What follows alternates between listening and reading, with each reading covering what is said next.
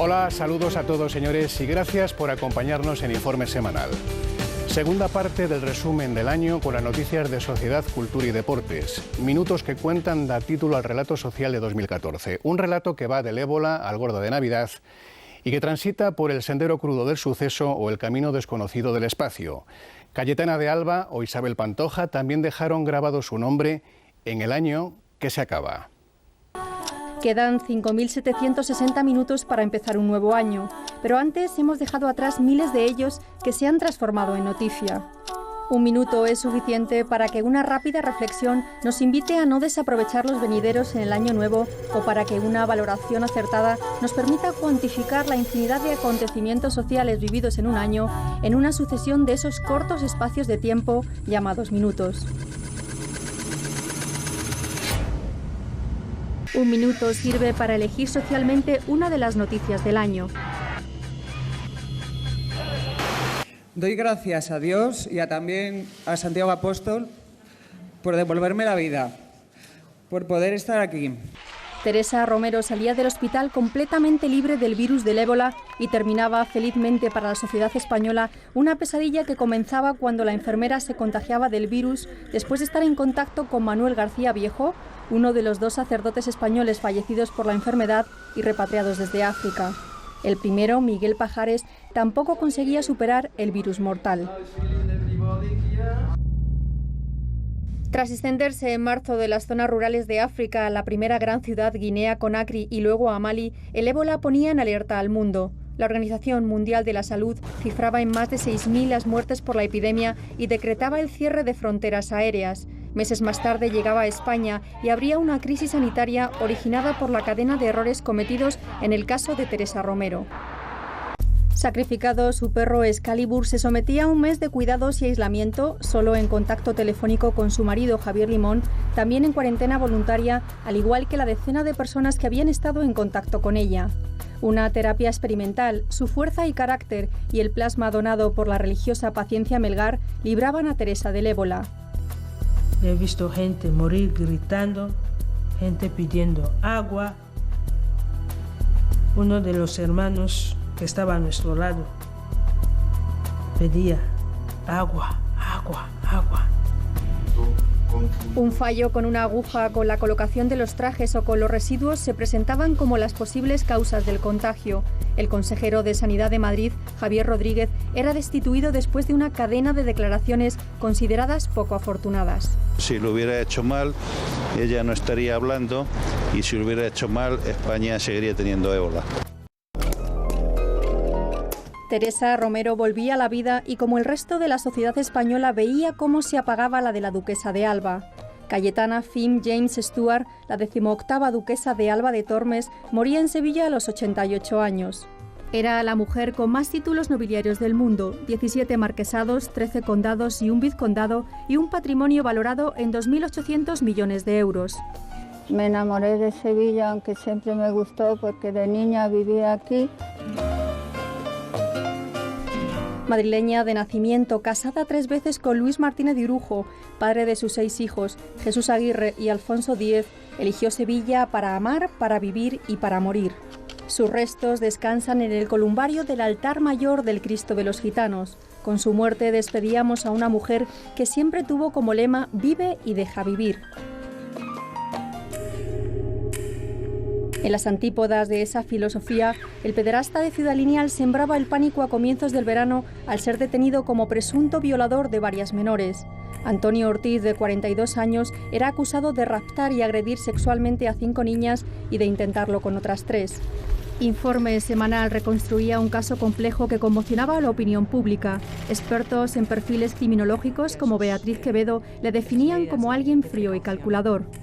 Él ha tomado muchas medidas, ha sedado a las niñas, las ha dejado en un sitio diferente. Aficionado al culturismo y las artes marciales, el presunto pederasta que vivía en Madrid era detenido en Santander. Hace solo 3 semanas, la policía científica encontraba huellas genéticas suyas en 4 de sus víctimas, lo que según fuentes jurídicas le incriminaban definitivamente, siendo denegada su puesta en libertad. Un minuto apenas para escuchar el canto de la libertad y la vida es lo que les hubiera gustado a las 658 mujeres víctimas de malos tratos en la última década en nuestro país. Unas dramáticas cifras que se daban a conocer en marzo. Yo quiero salir de aquí. Yo valgo mucho. ¿Cómo lo hago? En España, 48 mujeres perdían la vida, las dos últimas hace unos días en Bilbao y Valladolid, a mano de sus parejas o exparejas.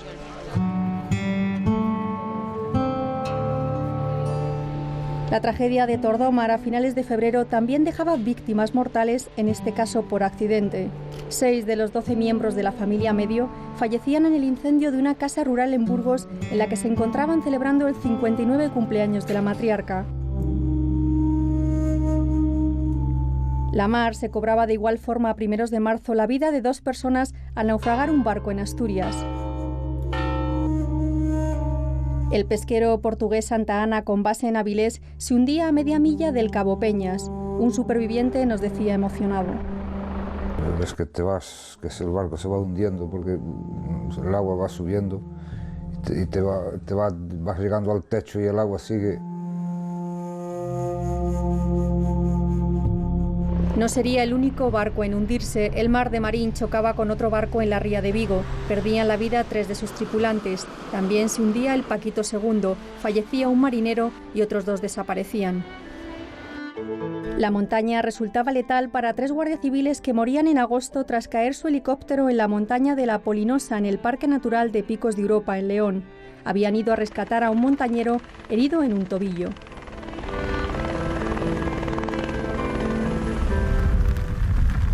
En un simple minuto se puede perder o salvar una vida. Eso es lo que debieron pensar los trabajadores de Campofrío cuando un cortocircuito incendiaba la fábrica más importante de Burgos. Se libraban de las llamas, pero se quedaban sin trabajo más de 1 millar de personas.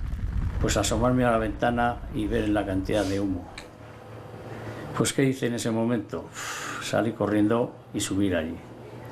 Era las 9 de la mañana y aquello era desolador.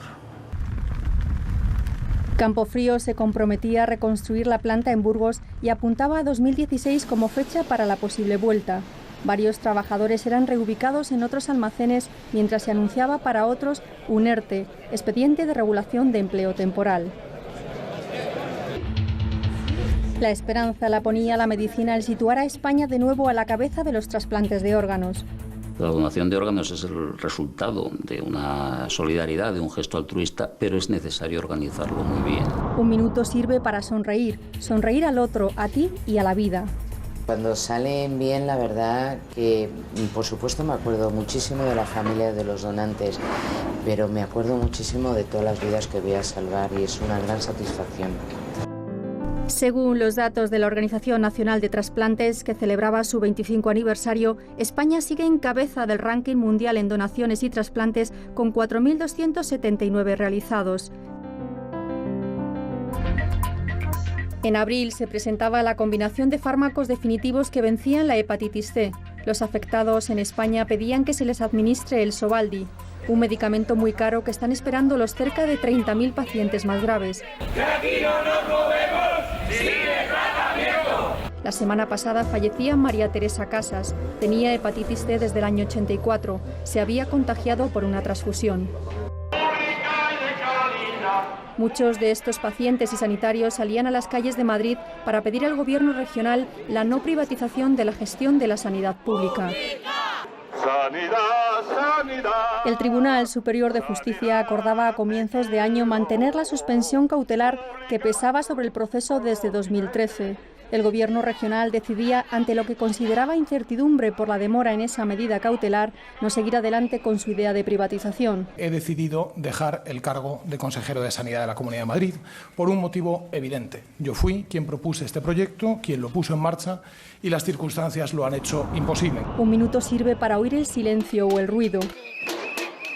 Miles de vecinos del barrio de Gamonal en Burgos protestaban a mediados de enero por la decisión del ayuntamiento de convertir en bulevar una calle. Unas obras que, a su juicio, resultaban gravosas e innecesarias. La ley del aborto volvía a sacar a la calle a miles de españoles que con manifestaciones en diferentes ciudades pedían al ministro de Justicia, Alberto Ruiz Gallardón, que diera marcha atrás con la reforma. Lo que les vengo a anunciar es mi dimisión como ministro de Justicia del Gobierno de España.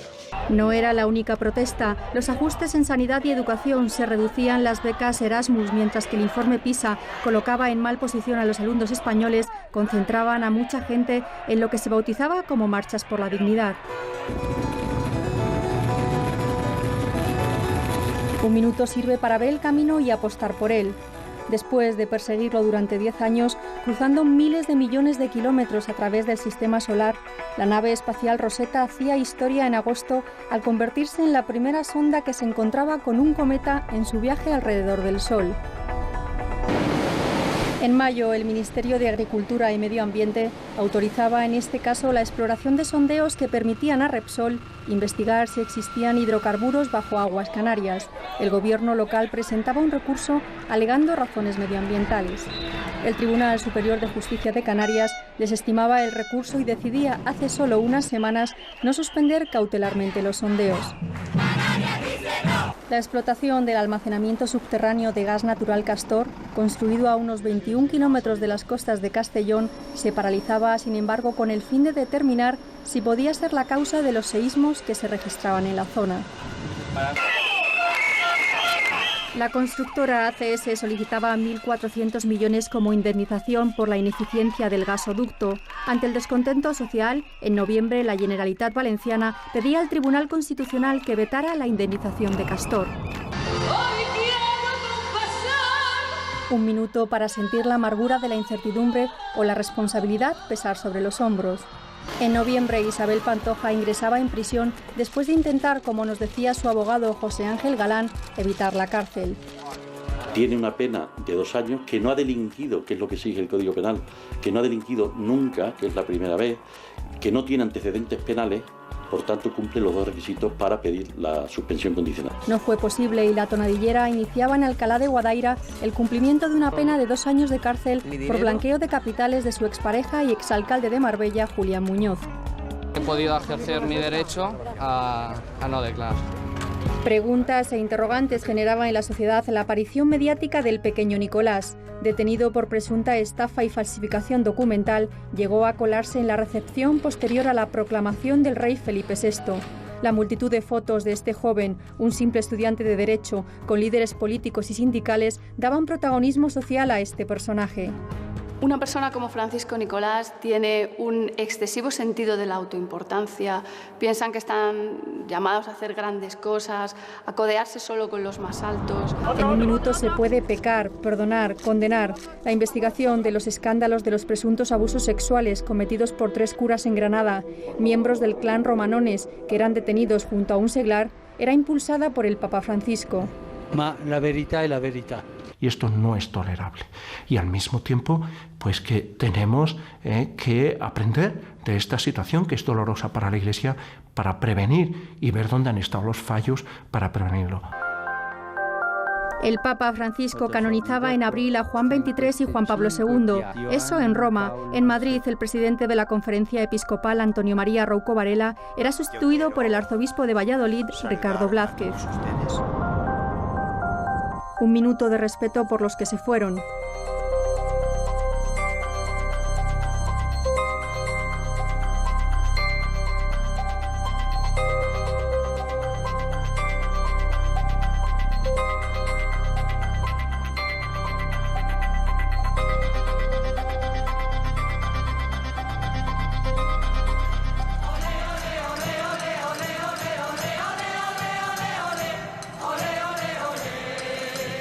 El aumento de las cifras de pobreza entre las clases más bajas preocupaba a organizaciones como UNICEF, Manos Unidas y Ayuda en Acción. 700.000 familias, según sus datos, no tenían ningún tipo de ingresos en 2014 y muchas más viven con menos de 600 euros al mes. Un minuto basta para decir sí o no y todo cambia. La vida se transformaba en marzo para Javier Espinosa y Ricardo García, los periodistas de El Mundo que eran liberados tras 6 meses de secuestro en Siria.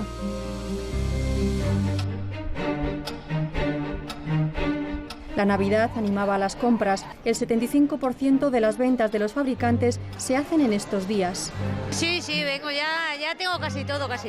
¿Me lo puede enseñar? Está todo envuelto.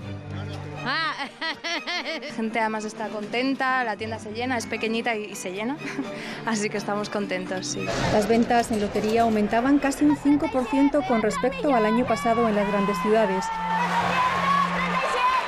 Precisamente en la Administración 79 de Madrid caía la mayor parte del gordo, el más perezoso de la historia. No salía hasta la 1, lo cantaban los niños Ismael y Hanna. Solo un minuto para cerrar un año y entender que la felicidad está hecha de minutos. Yo de Rumanía, Cuba, Bolivia, Colombia. También, ¿vale?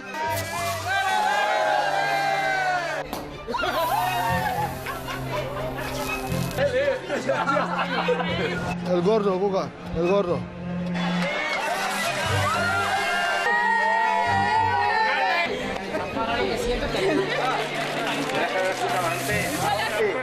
En la